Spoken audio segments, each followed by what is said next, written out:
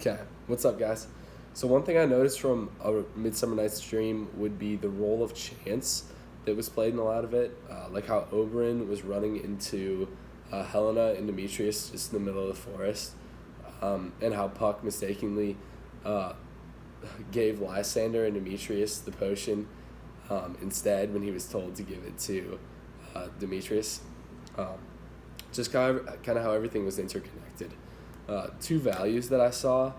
One big thing would be the relationships, and the first one would be younger relationships, and how love could be difficult with Helena and Demetrius, with Demetrius wanting nothing to do with Helena, and in the end falling in love. And I thought that was an interesting dynamic.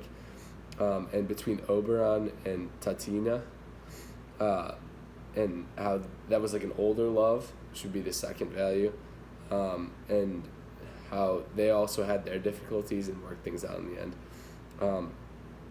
One thing that I highlighted and kind of wanted to understand more would be the reoccurring idea of dreams, because the title is literally A Midsummer's Night Dream, and I looked it up and saw that the relationship between fantasy and reality was a big thing, and kind of how all these crazy things were happening in the play, and the characters were able to go to sleep and literally believe that everything that had happened was a dream because everything was so extreme and so crazy that had been happening.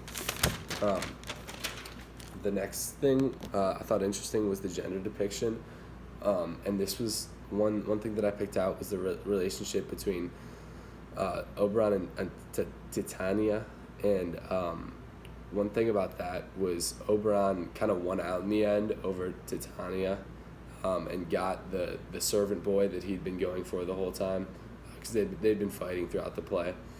And I thought this was kind of telling of the times in a male-dominated society in England, and it just showed a lot about that. One thing that Shakespeare, how the males would be playing the females in the play.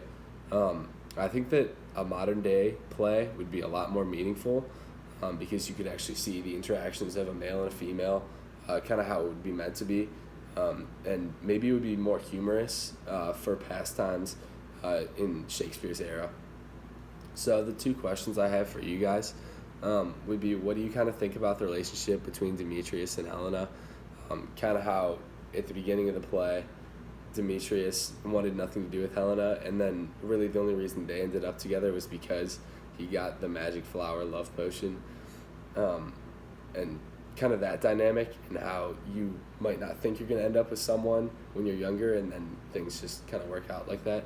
And then why the need for the humorous bad play at the end of the play with the workers.